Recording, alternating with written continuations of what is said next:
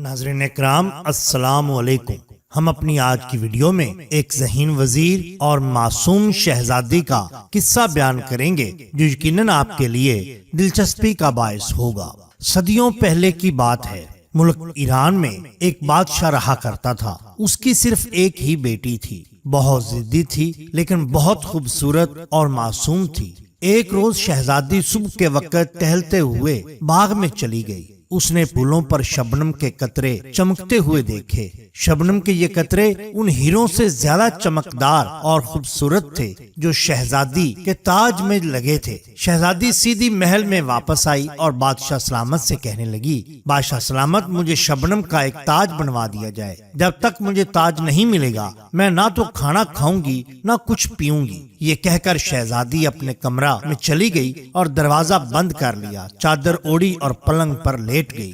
بادشاہ سلامت جانتا تھا کہ شبنم کے قطروں سے تاج نہیں بنایا جا سکتا، پھر بھی اس نے شہزادی کی ضد پوری کرنے کے لیے شہر کے تمام سناروں کو بلا بھیجا اور ان سے کہا کہ 3 دن کے اندر اندر شبنم کے قطروں کا تاج بنا کر پیش کیا جائے ورنہ سخت سزا دی جائے گی۔ بیچارے سنار حیران اور پریشان تھے کہ شبنم کا تاج کس طرح بنائے۔ ان سناروں میں سے ایک بوڑھا سنار بھی تھا جو ان میں بہت عقل مند تھا۔ وہ وزیر کے پاس گیا اور کہنے لگا کہ یا حضرت، ہم بہت پریشان ہیں۔ شہزادی کی عجیب ضد ہے کہ شبنم کے قطروں کا تاج بنایا جائے، اور بادشاہ سلامت شہزادی کو سمجھانے کی بجائے اس کی ضد پوری کرنے پر تلے ہوئے ہیں۔ مہربانی فرما کر کچھ کریے۔ وزیر اعظم نے اس بوڑھے سنار کو اپنے پاس بلایا اور اس کے کان میں کچھ کہا۔ اس پر سنار بہت خوش ہو گیا۔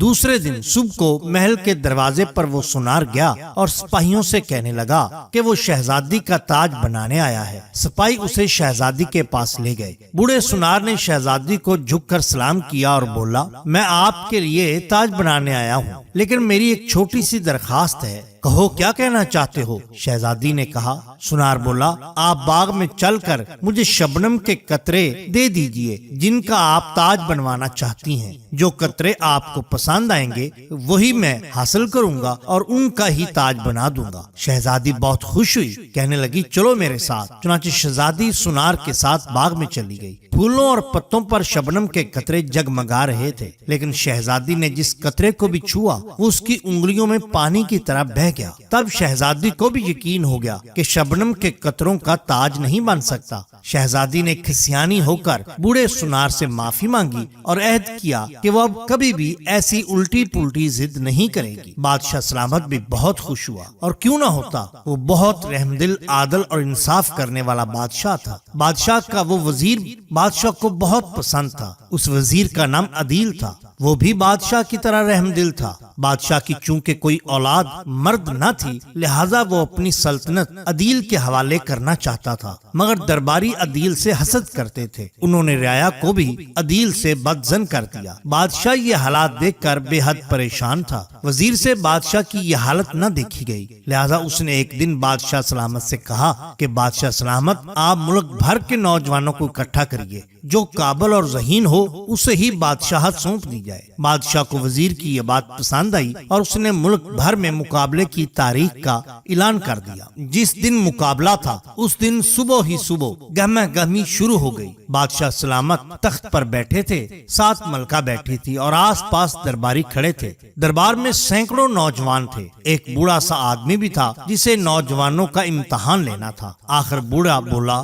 میرا پہلا سوال یہ ہے کہ جب ہم دروازے کو کھولتے یا بند کرتے ہیں تو اس سے آواز کیوں آتی ہے اور کیا آتی ہے؟ یہ سوال سن کر دربار میں سناٹا چھا گیا، کسی نے کچھ نہ کہا۔ آخر ایک شخص آگے بڑھا جس کی آنکھوں میں ذہانت تھی اور چہرے پر چمک۔ اس نے بلند آواز میں کہا، یا حضرت، دراصل دروازے میں سے آواز اس وجہ سے آتی ہے کہ دروازہ کہہ رہا ہوتا ہے کہ کون ہے۔ یہ جواب سن کر سب درباری، بوڑھا اور بادشاہ اش اش کر اٹھے۔ بوڑھا اس شخص کی جانب متوجہ ہوا، پھر بولا، تم سے میرا ایک سوال ہے، بتاؤ کہ زمین کا درمیانی حصہ کون سا ہے؟ یہ سن کر وہ شخص بولا، حضور، آپ مجھ سے صرف ایک ہی سوال کریں گے اور اس سے جڑا دوسرا نہیں۔ بادشاہ سلامت نے اس کی اجازت دے دی۔ اب وہ کھڑا ہوا اور کہنے لگا یا حضرت جہاں میں کھڑا ہوں یہی زمین کا درمیان ہے، اگر نہیں ہے تو ثابت کریے۔ بوڑھا پھر بولا تمہارے سر پر کتنے بال ہیں؟ وہ شخص بولا